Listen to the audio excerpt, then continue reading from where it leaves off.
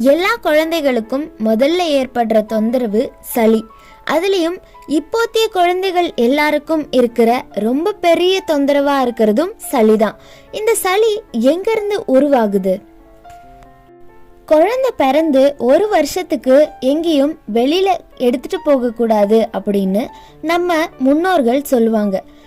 குழந்தை பிறந்த பிறகு அவங்களோட உடல் தாயோட கருவறை சூழல்ல இருந்து புறச்சூழலுக்கு தன்னை தகவமைச்சுக்கிறதுக்கு ட்ரை பண்ணுது. அப்படி உடலோட முயற்சியில உருவாகிற இயற்கையான கழிவு தான் சளி.